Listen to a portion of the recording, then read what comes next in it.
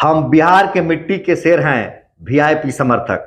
NDA में बगावत, Bihar NDA में बगावत, पशुपति पारस ने दिया कैबिनेट से इस्तीफा। आप विधायक रामविलास पासवान, सांसद रामविलास पासवान के बेटे हैं। मैं संघर्ष करता हुआ रामविलास पासवान का भाई हूं, संघर्ष जारी रहेगा, पशुपति पारस का कहना है। नमस्कार, मैं हूं रिपु मिश्र, आप देख रहे हैं चंपारण मिरर। एनडीए गठबंधन में सीट शेयरिंग में खाली हाथ रहे पशुपति पारस आज अपना इस्तीफा दे दिए और खबर ऐसी है कि इस्तीफा देने के बाद उन्होंने कहा कि भारतीय जनता पार्टी ने मेरे साथ नाइंसाफी की है। उन्होंने यहां तक आरोप लगाया कि भारतीय जनता पार्टी किसी की सगी नहीं है।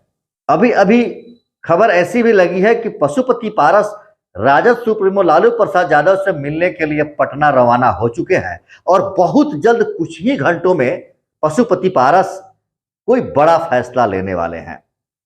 सूत्रों की माने तो पशुपति पारस को महागठबंधन के तरफ से बिहार में 2 सीटों का ऑफर हुआ है और वो 2 सीटों पर पशुपति पारस चाहे तो महागठबंधन के साथ मिलकर चुनाव लड़ सकते हैं।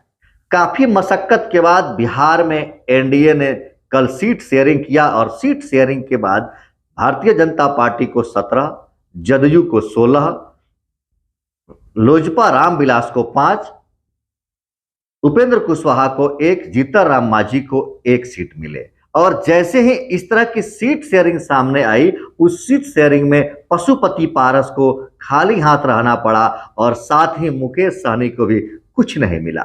इस तरह की सीट शेयरिंग के फॉर्मूला जैसे सामने आया, एनडीए गठबंधन में बगावत शुरू हो गई।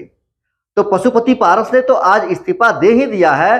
अब ऐसा लग रहा है कि उपेंद्र कुशवाहा भी एनडीए गठबंधन का साथ छोड़ सकते हैं, क्योंकि उपेंद्र कुशवाहा की चाहत 3 सीटों की थी। वे 3 सीटों की मांग कर रहे थे और उनको 1 ही सीट मिला है, जहां मुकेश सहनी को 1 भी सीट नहीं मिला। और मुकेश सहनी ने एनडीए पर भी आरोप लगाया है कि यह बीजेपी पर आरोप लगाया है कि बीजेपी भी किसी की सगी पार्टी नहीं है। बिहार एनडीए में सीट बंटवारे में मुख्यमंत्री नीतीश कुमार अपने आप को बिल्कुल अलग रखे हैं।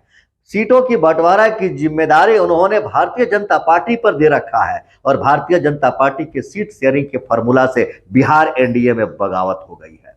अब ऐसे में बिहार में एनडीए गठबंधन कमजोर होता हुआ नजर आ रहा है। वहीं मुकेश सहनी की पार्टी ने कहा है कि महाराष्ट्र में राज ठाकरे की पार्टी के साथ गठबंधन करने के बाद बीजेपी ने यह साबित कर दिया कि बीजेपी को सिर्फ वोट चाहिए और वह वोट की राजनीति के लिए, वोट प्राप्त करने के लिए किसी भी हद तक जा सकती है। बीजेपी जहां एक और राज ठाकरे की बिहारियों पर हमले की पुरानी कहानी को दोहराया, वहीं अपने आप को अनुसूचित जाति जनजाति के एकमात्र सर्वमान्य नेता होने का दावा भी किया है। मुकेश सहनी के पार्टी, मुकेश सहनी के समर्थकों का कहना है कि हम दुष्यंत चौटाला नहीं है, बिहार में एनडीए को करारा जवाब देंगे, हम बिहार के मिट्टी के शेर हैं। आज मुकेश सहनी को जिस तरह से एनडीए से बाहर किया गया, 1 भी सीट नहीं मिली, खाली हाथ लौटना पड़ा। जो मुकेश सहनी लगातार एनडीए से संपर्क कर रहे थे, एनडीए के साथ अपने को समर्पित कर रहे थे, उस मुकेश सहनी के साथ अगर भारतीय जनता पार्टी ने बिल्कुल अनदेखी कर दी तो शायद बिहार में एनडीए के लिए मुश्किल होगा 40 सीटों पर जीत प्राप्त करना। अगर ऐसा नहीं होता, कहीं ना कहीं इसकी भनक नीतीश कुमार को लग चुकी है कि बिहार में एनडीए को 40 सीटें नहीं मिलेगी, तब तो नीतीश कुमार ने सीट बंटवारे में अपने आप को बिल्कुल अलग रखा है और सभी जिम्मेवारियां भारतीय जनता पार्टी के ऊपर फेंक दी है कि अगर 40 की 40 सीट नहीं मिलती है तो बाद में नीतीश कुमार के ऊपर कोई आरोप नहीं लगेगा और नीतीश कुमार भारतीय जनता पार्टी पर आरोप लगा सकते हैं कि सीट शेयरिंग का फॉर्मूला तो जनाब आप ही का था, तो आपने ही खेल बिगाड़ा, जिसके कारण बिहार में 40 सीट हम नहीं जीत सके। वैसे इस खबर पर आपका क्या ख्याल है? क्या पशुपति पारस को महागठबंधन से मिलने वाले 2 सीटों की ऑफर को स्वीकार करना चाहिए? पशुपति पारस को महागठबंधन के साथ मिलकर चुनाव लड़ना चाहिए? क्या इस परिस्थिति में भारतीय जनता पार्टी के सहयोगी मतलब एनडीए बिहार की 40 सीटों पर जीत प्राप्त करेगी?